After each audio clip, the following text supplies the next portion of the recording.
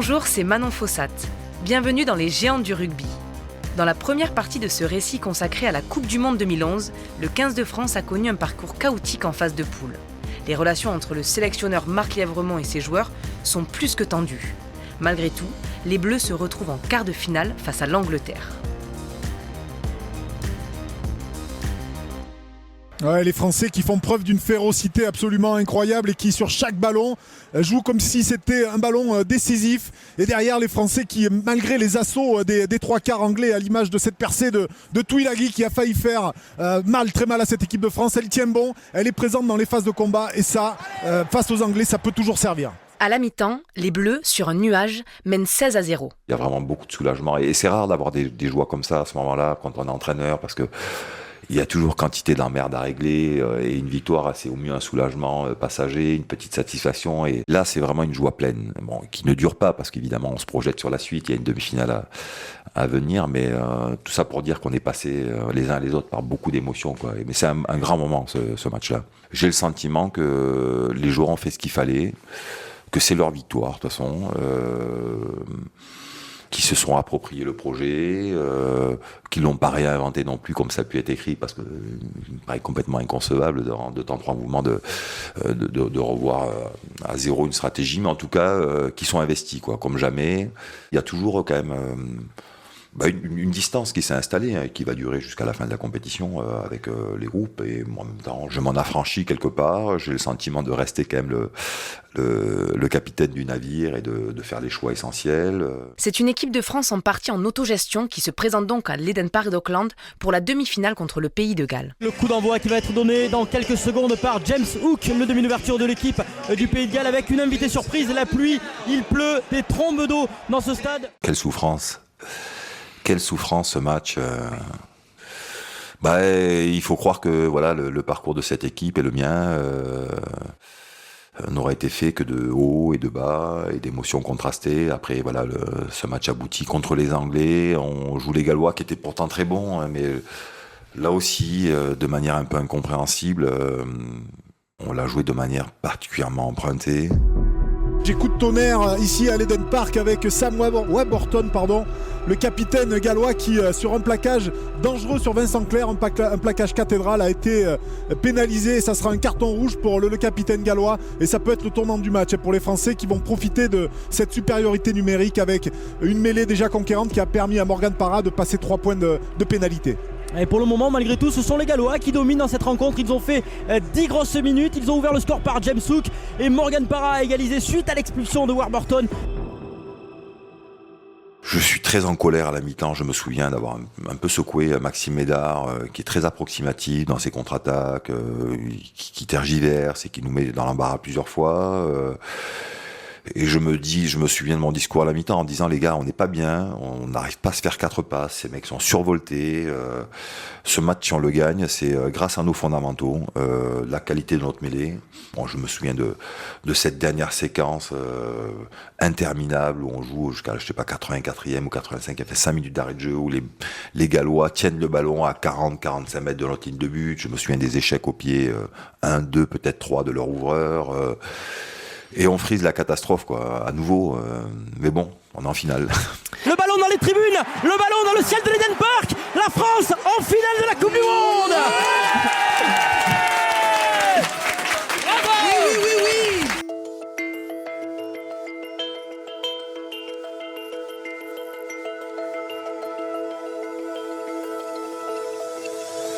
Mais j'avais quand même le souvenir de ma Coupe du Monde 99 où après cette victoire des Blacks, et l'euphorie et tout ça, le contexte n'était pas le même bien sûr.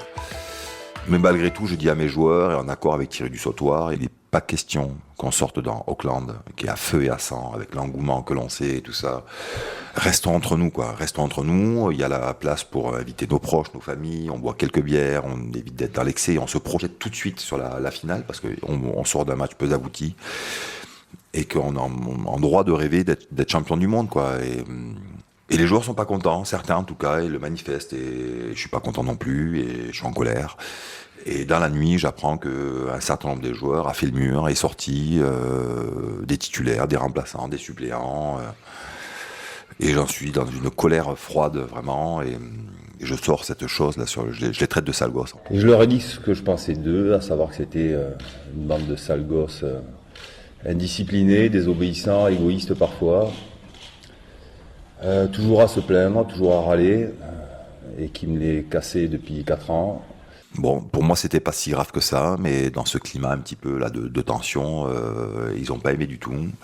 Malgré tout, je leur dis les choses, je crois encore avec courage, je leur dis écoutez, pardon, mes sales gosses, c'est comme ça que j'appelle mes enfants, mes neveux, ça vous plaît peut-être pas, mais en même temps, les règles, vous les avez pas toujours respectées, même si depuis une quinzaine de jours, chacun fait ce qu'il faut, si je suis en droit, je crois, de vous dire les choses.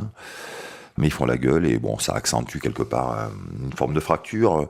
Malgré tout, on passe encore des moments merveilleux. Je me souviens là aussi de ce choix de mon staff et de moi de sacrifier une journée d'entraînement parce qu'on avait une journée de récupération de plus pour les Blacks. On va passer une journée merveilleuse, un barbecue au bord d'une rivière à proximité d'Auckland, hyper sympa. Je me souviens du témoignage de Nick, le néo-zélandais responsable de la sécurité, qui nous fait une déclaration d'amour hallucinante dans le bus, alors que c'était une sorte d'ours, ancien des forces spéciales, ancien pilier, assez taiseux, et qui vraiment, après quelques semaines de vie en commun, nous avoue qu'il est de tout cœur avec nous pour la finale qu'il joue contre son pays. Donc encore une fois, c'était des moments assez grandioses. Quelque chose a changé chez Marc Lièvremont et cela se remarque physiquement. Quand il apparaît devant les caméras, le sélectionneur des Bleus arbore désormais une fine moustache et les cheveux très ras. Il se trouve que je suis un lève-tôt de manière générale et que particulièrement à cette Coupe du Monde, je me levais très tôt. Donc à 6h du matin, j'étais au petit-déj, souvent seul. Et j'aimais ces moments-là de solitude quelque part. Et le premier à me retrouver, c'était David Ellis, anglais sur le coup, qui travaille avec nous, un mec que j'adore, et qui portait une petite moustache. Et on échangeait comme ça l'un et l'autre, et donc on était en passe de jouer contre l'Angleterre. Je crois que c'était déjà, c'était après les Tonga, c'était entre les Tonga et l'Angleterre. Et je dis à Dave, tiens Dave, si on bat les Anglais, je me laisse pousser la moustache. Et derrière, bon, les joueurs me branchent. Un jour, je rentre, il y avait une séance vidéo et il y avait un montage en grand écran avec Freddie Mercury en tenue de scène avec son costume jaune et ma tête donc avec la moustache. Il y a ce phénomène un peu de moustache qui commence quelque part à créer une forme d'émulation. Les journalistes en conférence de presse qui débarquent tous avec une moustache postiche. On me dit qu'en France, tout le monde m'envoie des photos avec les gens moustachus. Et puis je dis à mes joueurs, tiens oui, si on bat le Pays de Galles, je me rase le crâne. Quel con quand même. Et là, bon, la mère de mes enfants pose un veto, et donc je m'en suis tenu à une coupe militaire qui m'a fait ressembler avec un look de sergent-chef des sapeurs-pompiers. L'époque de ma vie où j'étais le plus médiatisé, j'ai réussi à me défigurer avec cette moustache ridicule. Il me fait une moustache. C'est pour le soutien à Lièvremont. Toutes les idées pour soutenir le 15 de France sont bonnes. Un coup de crayon, comme beaucoup d'autres hier soir ici au stade Jean Daugé.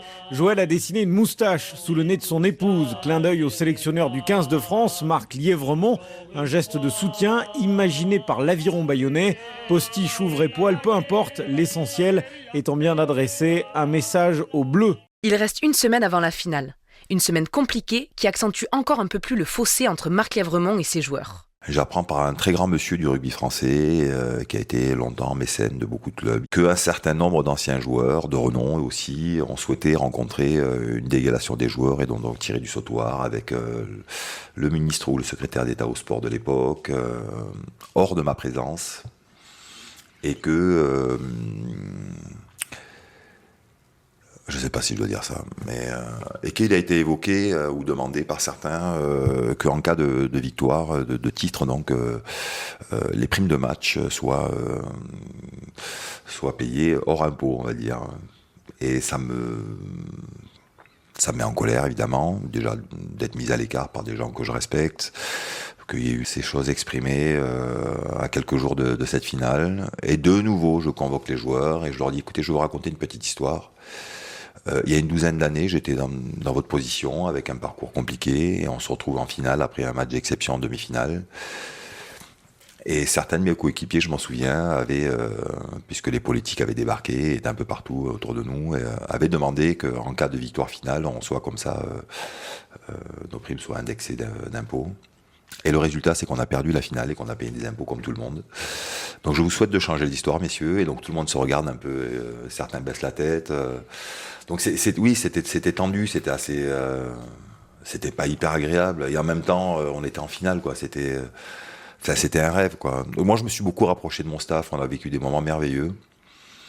Je me souviens d'une cérémonie entre nous la veille du match où chacun a dit un mot sur les uns les autres, du témoignage de Milou, Ntamak, avec qui ça n'avait pas toujours été facile et on s'est témoigné vraiment de beaucoup d'estime et des choses hyper sympas, de cette idée qu'on avait eue de se dire le matin du match, puisqu'on jouait en soirée, hein, donc à 20h de mémoire, heure néo-zélandaise, de se dire que le matin on allait laisser les joueurs tranquilles et que tout le staff on allait monter comme on pouvait en courant pour ceux qui le pouvaient, en vélo pour d'autres, et nous retrouver en haut du Mont Eden, et que là on avait chanté une Marseillaise, y compris avec ces Néo-Zélandais qui étaient avec nous, là, Andy, Nick et Joseph, qui étaient les mecs qui nous accompagnaient depuis plusieurs semaines, que c'était un moment un peu de grâce, quoi.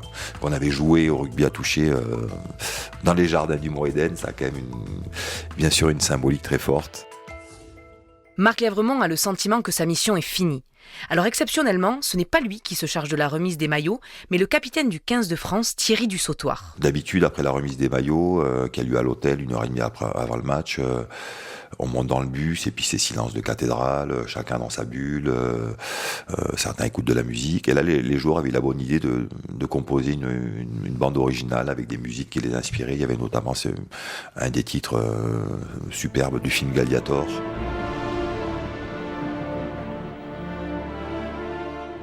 Et on était escortés par les motards pour aller de l'hôtel à l'Eden Park. Et malgré les motards, on avançait quasiment au pas, quoi. Et on fendait la foule. Auckland était noir de monde, donc le public néo-zélandais, bon, quelques rares drapeaux français. Et bizarrement, il y avait cette musique assez somptueuse et les gens nous applaudissaient, quoi. L'ensemble du public, on a traversé toute la ville, alors qu'on allait jouer contre le All Black, ou jouer une finale de Coupe du Monde. L'ensemble du public néo-zélandais nous applaudissait. C'était incroyable, incroyable. Cette fois, on y est, c'est parti pour la finale de la Coupe du Monde de rugby à l'Eden Park d'Auckland entre la France et la Nouvelle-Zélande. Vous êtes sur place pour Europe 1, Guillaume Garrigue, le AK en ce moment et une attitude déterminée des Français face aux Néo-Zélandais. Eh bien, on l'a eu, Marion, ce contre-AK. Les bleus, les blancs plutôt, main dans la main, en triangle, qui ont avancé pour défier le Kappa au Pongo. On s'était demandé, et les joueurs bien sûr, quoi faire face à ce AK, le respecter, marquer le coup. C'est toujours une forme de défi que nous envoient les Néo-Zélandais, et en même temps on a la volonté d'y répondre. Et les joueurs s'interrogeaient, et puis c'est un Néo-Zélandais qui est venu voir Thierry, là aussi un des membres du groupe, c'est assez incroyable, qui est venu dire Thierry, j'ai pensé à quelque chose, une forme de contre-AK, et les joueurs on se dit pourquoi pas, ils l'ont répété quelque part, l'ont chorégraphié dans les salons de l'hôtel lors du réveil musculaire quelques heures avant le match. Je me souviens que les joueurs, emportés par leur passion, quelque part, leur détermination, franchissent la ligne de blanche là, des 40 mètres, et que je suis dans les tribunes et que spontanément je dis putain quelle bande de cons, on va prendre une amende, parce que c'est vrai c'était sanctionnable d'une amende. Les 5000 supporters français présents dans le stade font pâle figure dans cet Eden Park d'Auckland qui contient plus de 60 000 places. Le début de la rencontre est équilibré mais très engagé. Morgan Parra est victime d'un violent coup de genou sur le crâne. Je suis en colère parce que non seulement il y a pas de pénalité, mais que M. Greg Joubert, l'arbitre du match, qui était le Sud-Africain, nous demande n'arrête pas le jeu, quoi, comme il a le droit de le faire, parce que Morgan n'est pas en première ligne, sauf qu'un quart d'heure plus tard, leur ouvreur se blesse de manière, je sais plus, une blessure musculaire, et que là il arrête le jeu pour leur permettre de le remplacer et compagnie. Donc je trouvais qu'il y avait une disproportion, non seulement il n'avait pas sanctionné et après, bon, on s'était préparé à cet arbitrage à la charge. Il y a beaucoup de décisions très litigieuses pour lesquelles l'arbitre ne nous donne pas raison. Et en même temps, on s'était aussi préparé à ça. Et donc, il n'y a pas de frustration et on est dans le match. Il y a ce bel essai bien construit de Thierry Dussautoir. Et effectivement, les Français qui prennent le jeu à leur compte et qui se doivent d'être patients. Et les Blacks qui font preuve de pas mal de fébrilité. On sent les joueurs noirs très tendus. Et cette équipe All Black va devoir s'employer si elle veut battre cette équipe de France. Les Français héroïques sont menés d'un seul petit point, 8-7. Dimitriashvili, blessé, qui joue sous infiltration, est remplacé en fin de match par le jeune Jean-Marc Doussin. Il reste 4 minutes de jeu. Et il touche un seul ballon, je me souviens très bien, il y a une mêlée spontanée à quasiment 20 mètres dans l'axe des poteaux néo-zélandais. Seul ballon qui touche et il fait un en avant. Mako le gêne en fait et il commet un en avant, l'arbitre rend le ballon au Black et là je me dis ça c'est terminé quoi, tout simplement, on sera pas champion du monde. Alors là c'est des moments qui sont hyper durs parce que Parce que j'ai juste envie d'être ailleurs, quoi. Je sais que tout va être hyper long et hyper dur à vivre. Ces dernières minutes où les Blacks tiennent le ballon, et je sais que jamais le arbitre nous donnera la pénalité de la victoire, quoi qu'on fasse. Que notre rêve est brisé, que il va y avoir le protocole qui va être hyper long, qu'il me tarde de rentrer en France, j'ai envie de me téléporter à l'autre bout du monde. Ouais, c'est des moments particulièrement durs. Ouais. Je me souviens que je passe de longues minutes tout seul dans les douches. Je suis rejoint par Pierre Camus qui me dit « Marc, il faut que tu sois sur le terrain ». Donc il m'embrasse. On est en larmes, quoi. Et puis je me souviens des visages marqués des joueurs, de Morgan Parra, de Lionel Nallet qui sanglotait comme un môme.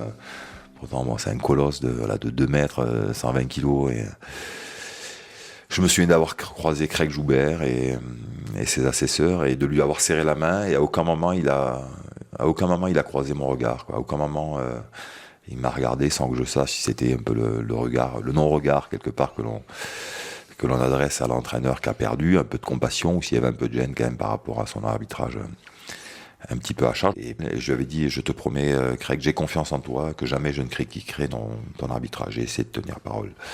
J'ai envie de dire, pour être un peu philosophe et puis pas tomber dans une forme d'aigreur, que globalement, et ça a été beaucoup dit, les Blacks méritaient plus que nous cette Coupe du Monde, que ça aurait été un cataclysme s'il a gagné. Alors, et bien sûr que, bien évidemment, j'aurais rêvé d'être champion du monde, et mes joueurs aussi, et que peut-être aussi le rugby français, au-delà de ma petite personne et de mes joueurs, ne méritait pas quelque part ce titre à l'époque, dans ces 4 années ont été compliquées, qu'on n'a pas forcément travaillé dans les meilleures conditions, et en même temps sur ce match-là, bien sûr que les joueurs s'étaient gagné le droit d'être champions du monde.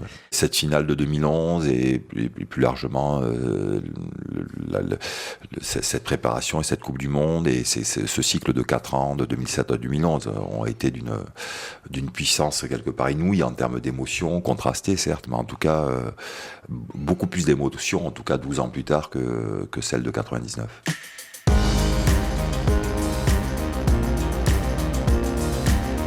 Vous venez d'écouter Les Géants du rugby, un podcast Europe 1 Studio produit par Sébastien Guyot et réalisé par Christophe Davio. Si vous avez aimé, n'hésitez pas à nous suivre et en plus c'est gratuit. À très vite sur le site et l'application Europe 1 ou sur votre plateforme d'écoute préférée.